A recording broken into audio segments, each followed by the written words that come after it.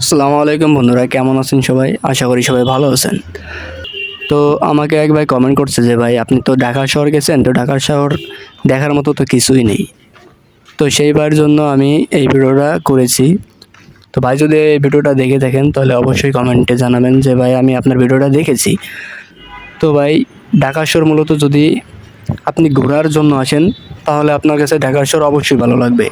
আর আপনি যদি মনে করেন যে যদি ঢাকার শহর যদি আটকা জায়গা থাকেন বা ফ্ল্যাটে সবসময়ের জন্য বসে দেখেন তাহলে আপনি ঢাকার মজা কখনোই পাবেন। তো সাধারণত আপনাকে এই জিনিসটাই দেখাই। এটা হচ্ছে কিন্তু বিভিন্ন ধরনের ফুল এবং ফল এবং বিভিন্ন ধরনের গাছগাছালি আছে। তো সাধারণত গ্রাম অঞ্চলে কিন্তু এইভাবে সারি দেওয়া থাকে না, হয়তো গ্রাম অঞ্চলে বাগান থাকে, বাগানের মাধ্যমে আপনারা ঘুরে ঘুরে দেখতে পারেন। কিন্তু এখানে রাস্তার গলি দেখা যাচ্ছে যে অনেকগুলো গাছের চারা এবং আম গাছের চারা আছে, আপনার এই যে গোলাপ ফুল কন, বেলি ফুল কন, রজনীগন্ধা কন, যে অনেক ধরনের ফল ফলাদি এবং ফুলের গাছ রয়েছে। তো আপনারা যারা বললেন যে ঢাকা শহরে কিছু নেই বা দেখার মতন কিছু নেই, যে ফুল গাছটা দেখতে পাচ্ছেন আম ঝুলি রয়েছে, তো এরকম সৌন্দর্য, এরকম রাস্তার পাশে সৌন্দর্য কিন্তু সচরাচর দেখা যায় না।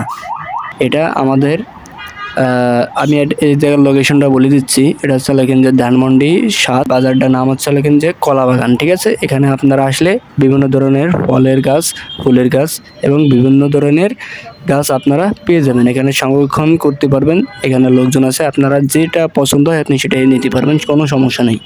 তো আমি যখন ঘোরাফেরা করে বাসার উদ্দেশ্যে রওনা দিলাম, বাসায় ফিরে যাব বলে, তো হঠাৎ করে দেখলাম যে রাস্তার মাঝে বিশাল একটা বড় মাঠ। তো এই মাঠে যত প্লেয়াররা যে পরিশ্রম করে প্র্যাকটিস করে, যারা প্রতিনিয়ত শ্রম করে খেলাধুলা করে, তাদেরকে বাছাই করা হচ্ছে।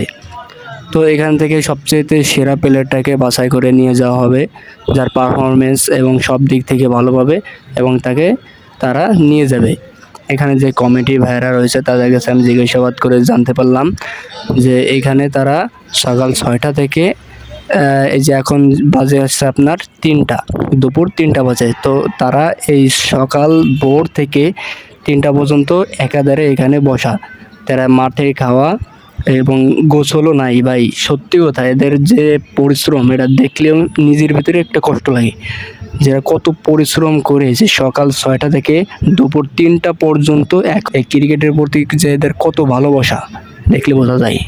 তো ভাই আমি মূলত এখানে আসছিলাম কেরোসিন তেল কেনার জন্য। কেরোসিন তেল সচরাচর এই জায়গায় পাওয়া যায় না, বুঝছেন? অনেক জায়গায় ঘুরে ফিরে গ্রিন রোডে যে কেরোসিন তেল সংগ্রহণ করতে পেরেছি। ভাই সত্যি কথা বলতে আমার এই যে কেরোসিন তেল কিনতে যেয়ে আমার অনেক হাঁটা লাগছে ভাই, সত্যি কথা। যে আমি যে দোকানটা এখানে দাঁড়িয়ে গেছে আমি কোথাও পাইনি, লাস্ট মেস্ট গ্রিন রোডে যাইয়ে কাঁঠাল বাগানে যেয়ে সেই দোকানটা আমি পেয়েছি। তো বন্ধুরা, আমার এই ভিডিওটি সম্পূর্ণ দেখার জন্য আপনাদের অসংখ্য ধন্যবাদ। আপনারা আমাকে যত সাপোর্ট দেবেন তত আমার ভিডিও করার আগ্রহ আরও বেশি বাড়বে। আপনারা সাবস্ক্রাইব করে ফলো করে আমার পাশে থাকুন।